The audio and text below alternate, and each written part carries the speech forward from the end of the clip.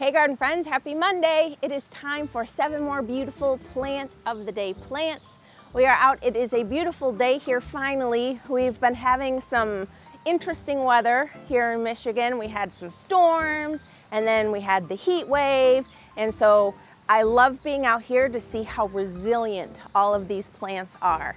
But let's face it, storms and heat waves just mean more work for us gardeners, right? I have so many weeds.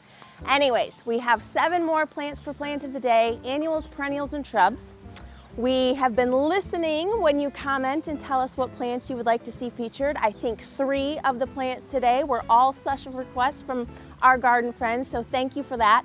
Please keep commenting, tell us what you want to see.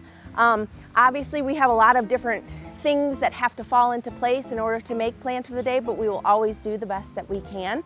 All plants are 30% off. We feature a new plant each day. However, on Mondays for 24 hours, starting at 10 a.m., you can buy as many plant of the day plants as you want and get that 30% off and all in one shop. 1 cart, 1 transaction, easy peasy. While we're here, and if you can, before we get into the plants, we will love you forever if you give us a like and subscribe. Also, we make it super easy to shop, so when you're down there liking and subscribing, you can find all of the links to the plants that we have on sale for plant of the day. So let's get into the pretties. Our first plant of the day is the most award-winning, the top-selling, the best of the best Superunia Vista Bubblegum. Superunia Vista Bubblegum! Superunia Vista Bubblegum! If you are looking for a high impact annual and a beautiful pink color, you cannot go wrong with bubblegum. Everyone is like, oh, I want to try that because they see how amazing it is, and then they try it and they're like, I did not realize, and I was the same way. I was like, oh yeah, Vista Bubblegum, it's the best, you know, and then I planted it and I was like, I had no idea. It really truly is. I'm talking the most impact. It grows so fast, it fills in so fast, and it's stunning. She's the beautiful, most perfect bubblegum pink there is. Really easy to care for, just like all Superunias. The difference is it's a Vista, right? So it's got that vigor. It grows much bigger, much faster than the classic Superunias or the mini Vistas. And come on guys, look at her, she's stunning. You don't have to deadhead the Superunias. Beautiful thing about Superunias, they just keep pushing out these magnificent blooms. You want to water consistently, especially in the summer. For reference, my annual combos that I have in my containers, I try so hard to train them to not be needy. Right now I'm still watering every other day. They made it through a heat wave that way. So they're strong, they're tough, they're vigorous, they put on a stellar show. Fertilize, especially, you know, as we're getting on, they're going to need those nutrients. The more we water, the more the nutrients are flushed, so you want to fertilize every 3rd watering. If you're like me, that might mean weekly, and that's okay. Just make sure you're feeding, but stellar plant, cannot say enough. I urge you to try. I know it's late in the game, but I urge you to try Miss Superunia Vista Bubblegum.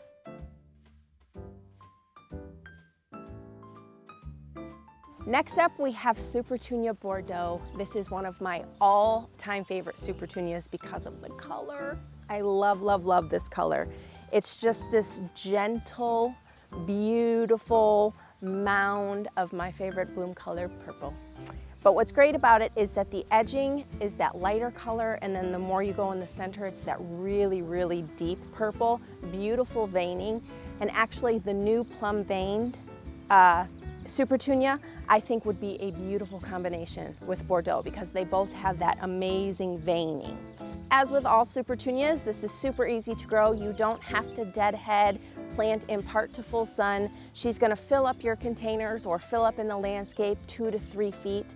Superunias, the classic ones, don't grow as fast as the Vistas, but by the end of the summer, everybody kind of evens out. Just a beautiful mounding plant, great as a filler and a spiller in your combos and also in the ground. I've done both and I love her everywhere.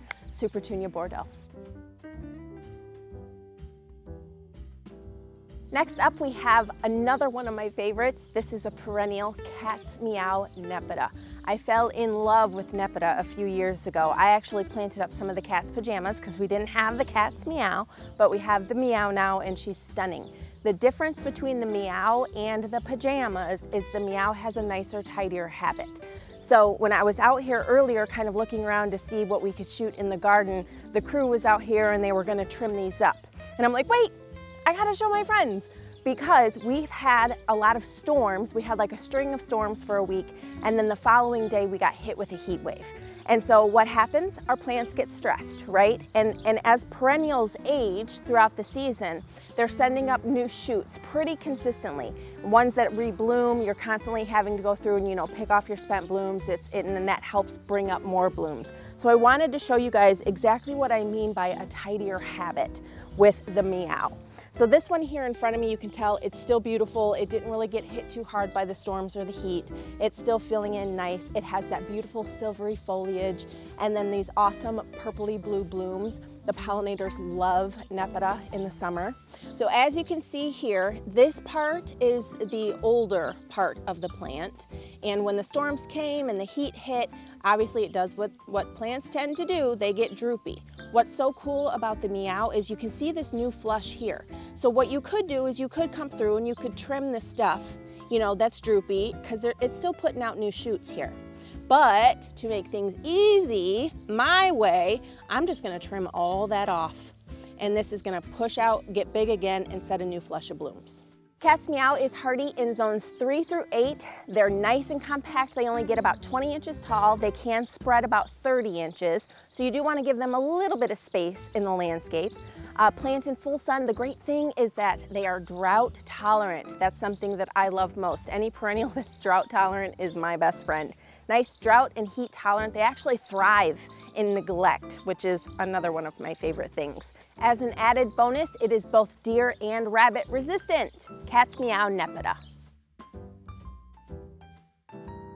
Next up, we have the Daisy May Shasta Daisy. The one thing I love about these in comparison to your traditional daisy is that the bloom power is magnificent. All season long, Daisy May is pushing out those awesome happy blooms. That's my favorite part about daisies, their personalities. It's very happy, very cheerful.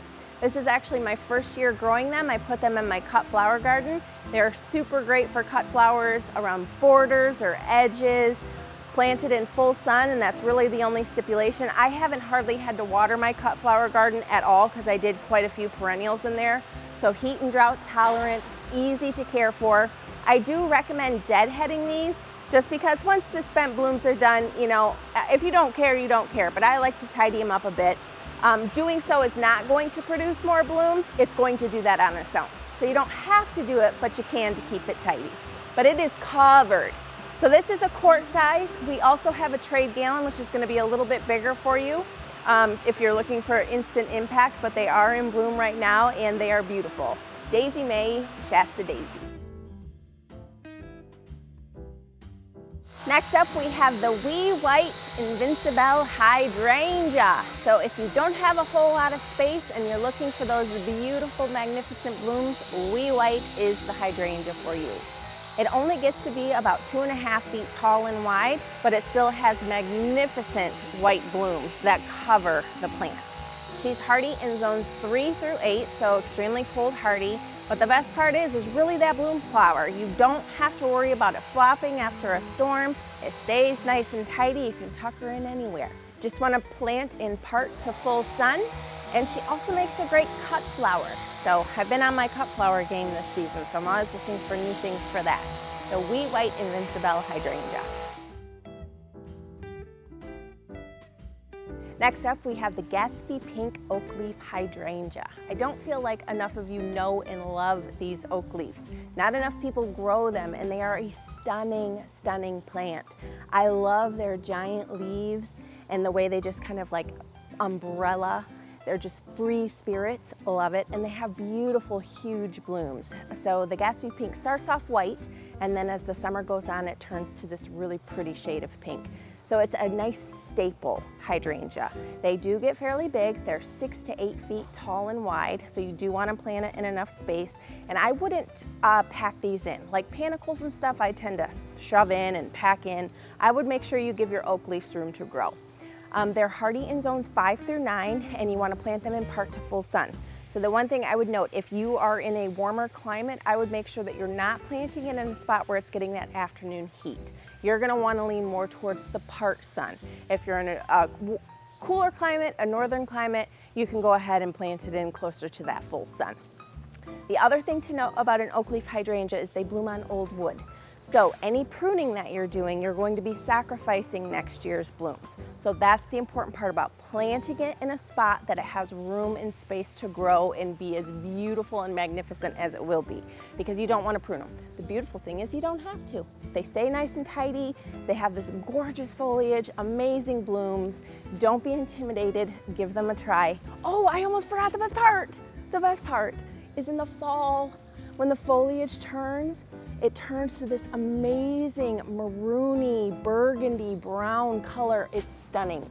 Give them a try. Gatsby Pink Oakleaf Hydrangea.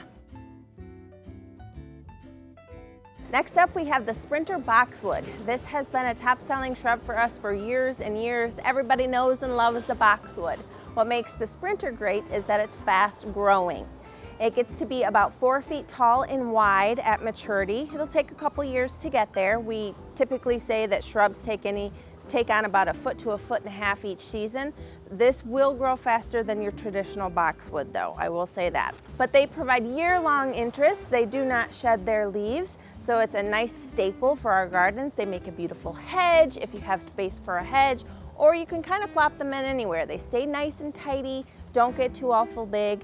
They are hardy in zones 5 through 9, and they are deer and rabbit resistant. Sprinter Boxwood. That wraps up another week of Plant of the Day. I hope you found something new to fall in love with, or at least learned something new. As a reminder, they're all 30% off for 24 hours. Thank you so much for watching. Happy planting.